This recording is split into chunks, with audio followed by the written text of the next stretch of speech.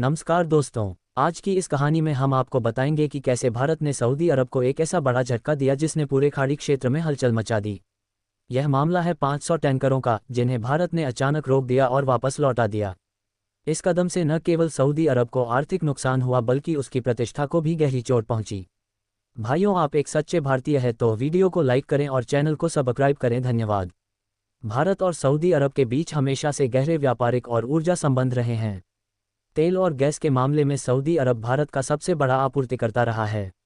लेकिन जब भारत ने अचानक 500 टैंकरों की खेप वापस कर दी तो ये घटना किसी भूचाल से कम नहीं थी। सऊदी अरब, जो खुद को ऊर्जा का वैश्विक बादशाह मानता है, उसके लिए ये सबसे बड़ा झटका था, क्योंकि दुनिया की सबसे बड़ी उभरती अर्थव्यवस्था ने उसे साफ साफ संदेश दे दिया था कि अब भारत किसी के दबाव में आने वाला नहीं है। कहानी की शुरुआत तब हुई जब सऊदी अरब ने कच्चे तेल की कीमतों में अचानक इजाफा कर दिया। भारत ने पहले भी कई बार चेतावनी दी थी कि अगर कीमतें लगातार बढ़ती रहीं तो देश वैकल्पिक विकल्पों की ओर जाएगा। लेकिन सऊदी अरब ने इस चेतावनी को हल्के में लिया। भारत ने अपनी कूटनीतिक ताकत दिखाते हुए रूस, अमेरिका और अफ्रीका जैसे देशों से कच्चे तेल के लिए समझौते शुरू कर दिए। सऊदी अरब को लगा कि भारत मजबूरी में उससे तेल खरीदता ही रहेगा, लेकिन नरेंद्र मोदी सरकार ने यह साबित कर दिया कि भारत किसी भी दबाव के आगे झुकेगा नहीं। जैसे ही सऊदी अरब ने अतिरिक्त चार्ज और शर्तें थोपनी शुरू की, भारत ने तुरंत फैसला लिया और उन 500 टैंकरों को वापस भेज दिया। इस घटना से सऊदी अरब को करोड़ों डॉलर का नुकसान हुआ।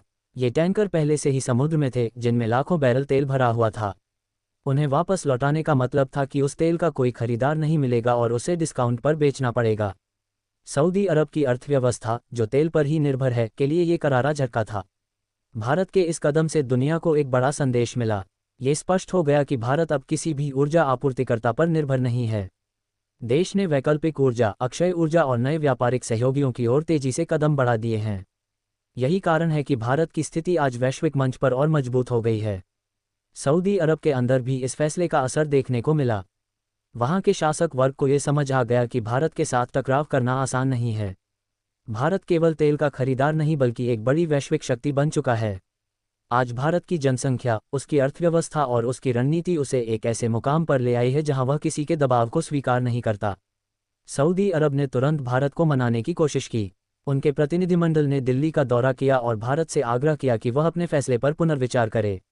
लेकिन भारत ने साफ शब्दों में कह दिया कि जब तक शर्तें भारत के हित में नहीं होंगी तब तक कोई समझौता नहीं होगा। ये सख्त रुख भारत की आत्मनिर्भर नीति और मोदी सरकार की दूरदर्शिता को दर्शाता है। इस घटना के बाद अंतर्राष्ट्रीय मीडिया में भी भारत की खूब चर्चा हुई। न्यूयॉर्क टाइम्स से लेकर फाइनेंशियल टाइम्स तक सभी अखबारों ने लिखा कि भारत अब किसी पर निर्भर रहने वाला नहीं है।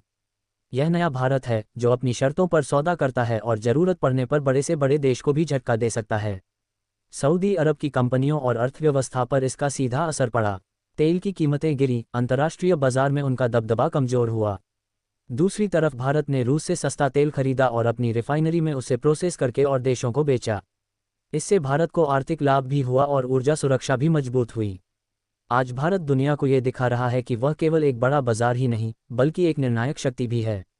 भारत के फैसले ने सऊदी अरब को मजबूर कर दिया कि वह अपनी नीति पर दोबारा विचार करे। खाड़ी देशों ने भी देख लिया कि भारत अब किसी का पिछलग्गू नहीं है बल्कि अपने दम पर फैसले लेने वाला देश है।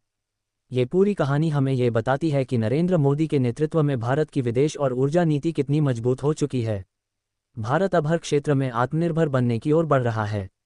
चाहे रक्षा हो, विज्ञान हो या ऊर्जा, भारत अपनी राह खुद बना रहा है। दोस्तों, ये वह पल था जब भारत ने सऊदी अरब को दिखा दिया कि अब समय बदल चुका है। अब भारत दबाव में नहीं बल्कि आत्मविश्वास और ताकत के साथ अपने फैसले लेता है। 500 टैंकरों को वापस भेजना सिर्फ एक व्यापारिक फैसला नहीं था, बल्कि यह भारत की शक्ति और स्वतंत्र नीति का ऐलान था।